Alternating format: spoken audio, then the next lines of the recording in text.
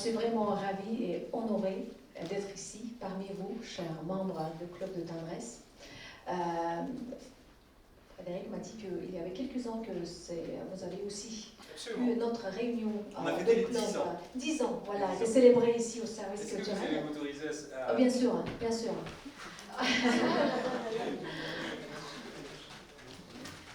En fait, je m'excuse déjà pour les erreurs que je vais faire. Je vais parler en français. Mais je pensais que c'est aussi une opportunité pour moi pour pratiquer un peu la langue. Je vais parler quelques minutes parce que c'est très chaud et vous avez des autres questions dans votre agenda à discuter. Mais j'aimerais bien vous remercier une fois encore pour me donner cette opportunité de parler sur l'Azerbaïdjan. Parce que je suis certaine que beaucoup d'entre vous ne connaissent pas ce pays. Peut-être que vous avez entendu le nom du pays Azerbaïdjan, mais vous ne connaissez pas vraiment c'est quoi comme un pays. Je suis arrivée à ce résultat à la fin de ma première année, quand j'étais en contact avec beaucoup de Français. Quand je regardais la télévision française, quand je lisais les médias français, je pensais qu'on parle d'un autre pays, absolument un pays inconnu. C'est pas vraiment, c'est mon pays, l'Azerbaïdjan. Quand j'ai vu, quand CNews a dit que c'est un régime islamique, mais j'ai dit, mais c'est quoi, qu'est-ce qui se passe? Quand j'ai vu les autres médias comme, je sais pas, Figaro, Le Monde, qui parlent d'une dictature, des majorités musulmanes qui tuent des Arméniens, mais je dis, mais qu'est-ce qui se passe ici? Mais c'est vraiment, ce sont des narratifs absolument fausses. Je m'excuse, hein, des représentants de médias, ils sont ici, voilà. Oui, mais c'est vraiment, c'est la réalité. Alors j'ai dit que, voilà, le problème, j'ai compris que le problème, c'est que les Français ne connaissent pas l'Azerbaïdjan. Alors, il faut qu'on parle beaucoup sur mon pays, et ici, j'aimerais bien une fois encore remercier Madame Catherine Schwab et Frédéric, qui ont venu il y a quelques jours au service culturel. On a passé quelques minutes, et ils m'ont donné l'opportunité de parler sur l'Azerbaïdjan. C'est un pays, si on parle de l'Azerbaïdjan moderne, qui a déclaré son indépendance en 1918. C'était en fait la première république parlementaire de musulmans orientaux. C'est le pays où l'opéra et le ballet est né dans le monde musulman de l'Orient. C'est un pays où les femmes ont obtenu leur droit de vote en 1918, bien avant la France et les autres pays européens. C'est-à-dire, c'est pas vraiment un pays qui est riche en pétrole, parce que les gens, les premières choses qu'ils parlent de l'Azerbaïdjan, oui, c'est un pays riche en pétrole, oui, c'est un pays qui a des ressources énergétiques, mais c'est un partenaire fiable de l'Union européenne aujourd'hui. Et c'est un pays qui exporte du gaz aujourd'hui à l'Union européenne, mais on a déjà des contrats sur l'énergie renouvelable, l'énergie vers l'Europe. Et deuxième narratif, c'est un pays barbare, musulman, régime islamique. Non, c'est pas du tout la vérité. C'est vrai que la majorité de la population de l'Azerbaïdjan, 90% mais plus, sont des musulmans, mais c'est un pays 100% laïque. Et je vous dis ici que, et je tiens ma parole, que l'Azerbaïdjan, aujourd'hui, ce que je vois, est plus laïque que la France.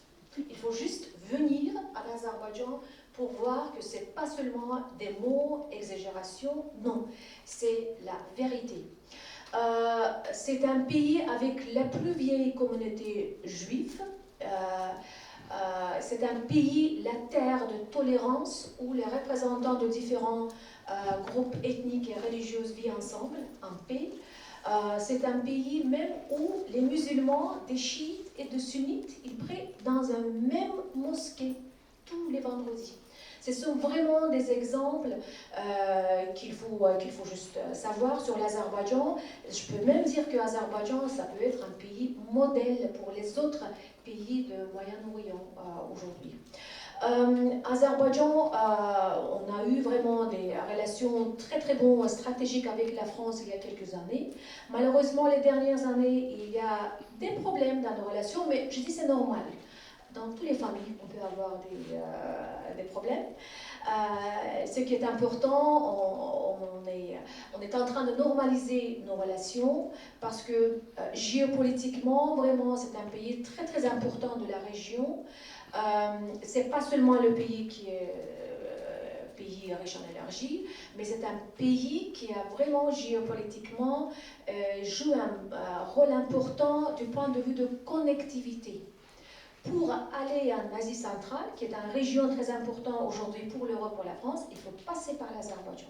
C'est un pays qui se trouve sur l'ancienne route de la soie, lie aujourd'hui les marchés asiatiques et européens. C'est-à-dire, si on regarde la carte, au nord, la Russie sous sanction, au sud, c'est l'Iran sous sanction.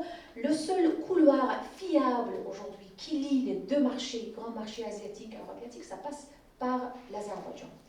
Et c'est comme ça que j'ai répondu à la question de Madame Schwab, en disant que, mais c'est quoi l'Azerbaïdjan? J'ai dit, c'est pas vraiment le pays où l'Europe est contre l'Asie ou bien l'Asie est contre. C'est un pays des rencontres, c'est un pays des opportunités, c'est un pays de dialogue. C'est un pays ouvert au monde, c'est un pays laïque et c'est un pays multiculturel. Et moi, j'aimerais bien vous inviter tous à venir en Azerbaïdjan, découvrir le pays. Ici, au service culturel de l'ambassade, on fait maximum de promouvoir le pays, de représenter la culture azerbaïdjanaise qui est très très riche d'ailleurs. C'est juste un exemple, même pendant la période soviétique, Azerbaïdjan est considéré comme capitale de jazz. La musique de jazz est très très aimée, on a des festivals de jazz annuellement chez nous. Des artistes de modern art de l'Azerbaïdjan sont très très connus et on organise ici de temps en temps des expositions, des concerts et vous êtes tous bienvenus et invités à ces événements qu'on organise ici chez nous.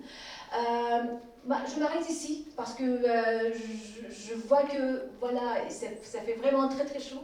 Si je continue de parler sur l'Azerbaïdjan, je vais un peu empêcher votre agenda et je n'ai pas l'intention, mais j'aimerais bien une fois encore vous remercier pour votre présence et je vous souhaite bonne continuation de la soirée. Je m'excuse parce que je dois quitter un peu avant. Mais j'aurais une petite question oui, bien sûr, après la présentation de nos amis, j'aurais une petite question. Bien sûr. Merci.